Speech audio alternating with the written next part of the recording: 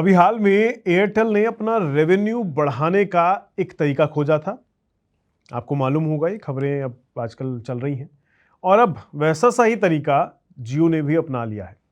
दरअसल रिलायंस जियो ने अपना जियो प्राइम मेंबरशिप दोबारा शुरू किया है। आपने ये नाम पहले भी सुना होगा, इसलिए दोबारा शुरू किया है, बस थोड़ा अलग है। लेकिन अगर आप ये सोच रहे हैं कि ये ओटीटी सब्सक्रिप्शन के लिए होगा, तो आप गलत सोच रहे हैं। ये ओटीटी सब्सक्रिप्शन नहीं, बल्कि आपके मोबाइल के रिचार्ज की कीमत को 1 साल के लिए लॉक करने का एक तरीका है। आसान शब्दों में कहा जाए तो डर की मार्केटिंग इन कंपनियों ने शुरू कर दी है। इन कंपनियों की तरफ से ये जो लाया जा रहा है, ये क्या है, कैसे है, ये तो अब मैं आपको आगे वीडियो में बताऊंगा। लेकिन वाकई डर दिखाकर आपसे अब पैसा वसूला जाएगा। कंफ्यूज अगर हो रहे हैं तो थोड़ा रुक जाइए, मैं बताता हूँ आपको ये क्या है, ये इससे क्या होगा और इससे आपकी जेब पर कितना खर्च बढ़ने जा रहा है। सबसे पहले एयरटेल की बात कर लेते हैं, क्योंकि शुरुआत मैंने उसी से की है।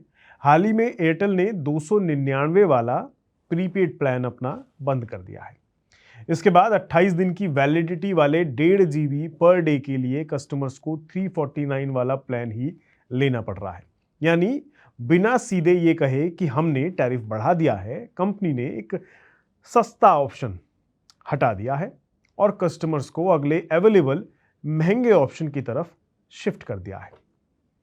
एनालिस्ट इस जो बदलाव है, इसको एयरटेल के प्रीपेड पोर्टफोलियो को रेशनलाइज करने और इफेक्टिव टैरिफ बढ़ाने की दिशा में देख रहे हैं। अब इसी चीज में जियो ने एक कदम और आगे बढ़ते हुए एक और गजब की रणनीति अपनाई है। इससे न केवल इनका रेवेन्यू बढ़ेगा, बल्कि ग्राहक इनसे बंध जाएगा। दरअसल जियो ने अपना 299 वाला जो प्लान था वो जारी रखा है, उसे जारी रखने की बात कही है और साथ ही जियो प्राइम मेंबरशिप लेकर कस्टमर को फ्यूचर टैरिफ हाइक से प्राइस प्रोटेक्शन देने का ऑप्शन दिया है, जिसके तहत ग्राहक को जियो प्राइम की वन टाइम मेंबरशिप फी के लिए 300 रुपए देने होंगे और इसके बदले में एलिजिबल कस्टमर्स को 1 साल की प्राइस गारंटी मिलेगी। यानी अगर गारंटी पीरियड के दौरान जियो अपने एलिजिबल प्लान की कीमत बढ़ाता है तो प्राइम कस्टमर्स उस प्लान को आज की कीमत पर रिचार्ज कराने का बेनिफिट ले सकते हैं। यह गारंटी 5 सितंबर 2027 तक बताई गई है। इसके अलावा इसमें कुछ दूसरे बेनिफिट्स और वाउचर्स भी हैं, ऐसा नहीं है खाली यही है। कंपनी के मुताबिक मेंबर्स को 600 रुपए तक के वाउचर मिल सकते हैं, जिसमें जियो होम या जियो पीसी कनेक्शन और नए जियो सिम कनेक्शन से जुड़े बेनिफिट इसमें शामिल होंगे। लेकिन रुक जाइए, इन्हें सीधे 600 रुपए का कैशबैक समझने की गलती मत कीजिएगा। ये स्पेसिफिक कंडीशन के साथ मिलने वाले वाउचर्स हैं, इसलिए अगर आप इन सर्विसेज का इस्तेमाल ही नहीं करते तो इनके आधार पर 300 रुपए मेंबरशिप को वैल्यू फॉर मनी मानना मुश्किल हो सकता है। अब असली कैलकुलेशन करते हैं। मान लीजिए आप 299 रुपए वाला प्लान इस्तेमाल करते हैं। आपने जियो प्राइम के लिए 300 रुपए दिए। अभी आपका रिचार्ज 299 रुपए का है। अब आप मान लेते हैं कि अगले ही महीने जियो इस प्लान को बढ़ाकर 349 कर देता है। तो अगर प्राइम की प्राइस गारंटी के तहत आपको 299 में ही रिचार्ज करने की सुविधा मिलती है, तो हर रिचार्ज पर आपकी जो सेविंग होगी वो 50 रुपए होगी। अगर प्राइस हाइक के बाद अगले 11 महीनों तक आप 299 वाला ही रिचार्ज कराते हैं तो कैलकुलेशन होगी 50 रुपए इंटू सेविंग करी आपने 11 महीने, यानी 550 रुपए की सेविंग हो गई। आपने प्राइम के लिए कितने दिए? 300 रुपए, 550 की सेविंग हुई, यानी आपकी नेट सेविंग कितनी हुई? 250 रुपए की।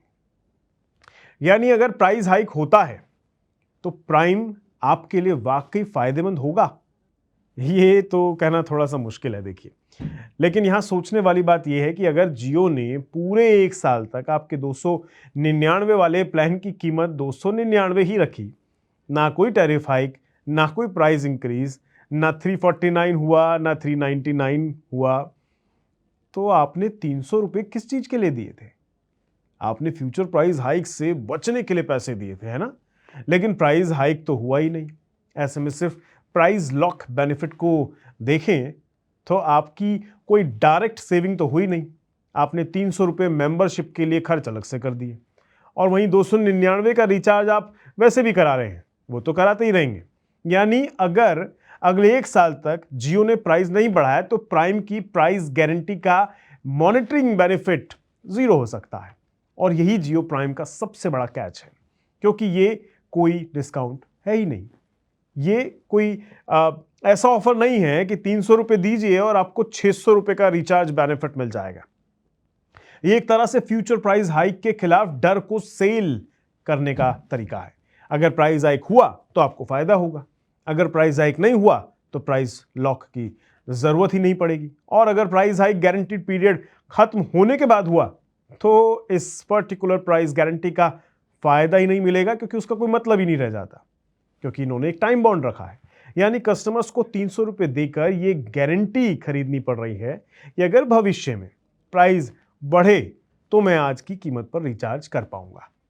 अब कंपनी के नजरिए से देखिए तो स्ट्रैटेजी वाकई काफी इंटरेस्टिंग है। मान लीजिए लाखों या करोड़ों कस्टमर्स प्राइम मेंबरशिप ले लेते हैं, क्योंकि इनका यूजर बेस बहुत तगड़ा है। इस देश में सबसे बड़ा यूजर बेस जियो के पास ही है। और कस्टमर्स ने 300 रुपये अपफ्रंट दे दिए। अब उसके पास जियो नेटवर्क पर बने रहने का एक और रीजन है, क्योंकि उसे लगता है कि उसने प्राइस प्रोटेक्शन के लिए पैसे दिए हैं और उसे इसका फायदा उठाना है। यानी इससे जियो को सिर्फ मेंबरशिप रेवेन्यू नहीं मिलेगा, बल्कि कस्टमर रिटेंशन भी मिलेगा। यानी ग्राहक उनसे बंधा रहेगा इस उम्मीद में कि कहीं अगले महीने प्राइस ना बढ़ जाए, तो मुझे पैसे बचाने हैं, तो अगले साल तक तो कहीं नहीं जाएगा ग्राहक। और टेलीकॉम कंपनीज के लिए ये सबसे इंपॉर्टेंट चीज है, रिटेंशन वाला। कस्टमर्स एक बार नेटवर्क बदलने से पहले सोचता है कि मेरे एग्जिस्टिंग बेनिफिट्स क्या हैं, मेरा रिचार्ज कितने का पड़ेगा और दूसरे नेटवर्क पर जाने से मुझे क्या मिलेगा। इसलिए जियो प्राइम को सिर्फ 300 रुपीज की मेंबरशिप समझना शायद पूरी तस्वीर नहीं है। ये जियो की रेवेन्यू और कस्टमर रिटेंशन स्ट्रैटेजी दोनों है। लेकिन कस्टमर के लिए फैसला बिल्कुल सीधा सा है। फायदा कितना होगा ये पूरी तरह इस बात पर डिपेंड करेगा कि जियो प्राइस बढ़ाता है या नहीं, और बढ़ाता है तो कितना बढ़ाता है, और आपका कौन सा प्लान उस गारंटी के लिए एलिजिबल है। और यही इस पूरे ऑफर का सबसे बड़ा पिन पॉइंट है। कंपनी ने आपको डिस्काउंट नहीं दिया है, कंपनी ने आपको फ्यूचर प्राइस हाइक का डर दिखाकर उस डर से बचने का ऑप्शन दिया है। वो डर का ऑप्शन बेच रही है आपको। अब ये कितना कामयाब होगा कितना नहीं ये कहना थोड़ा अलग है, लेकिन आपको सच से अवगत कराना हमारा काम है। इसलिए आपको ये बताया गया है कि 349 हो या 399, 399 से हिसाब थोड़ा अलग बनेगा, थोड़े और पैसे आपके बच सकते हैं, वो आप कैलकुलेशन कर लीजिएगा। लेकिन ऐसा भी नहीं है कि आप खजाना आपके हाथ लग जाएगा इस 1 साल में। लेकिन ये लेकर आप कंपनी को कितना प्रॉफिट कराएंगे ये ज़रूर कैलकुलेशन करना भारी पड़ जाएगा। चलिए खैर, इस मुद्दे में इतना ही रखते हैं, देखते हैं आगे क्या क्या होता है। कंपनियां और क्या क्या करती हैं, कब कब प्राइस हाइक होते हैं, कितने होते हैं, ये देखना दिलचस्प रहेगा। फिलहाल इस वीडियो में इतना ही रखते हैं, मुझे दीजिए इजाज़त। नमस्कार, मैं मिलूंगा अगली वीडियो में।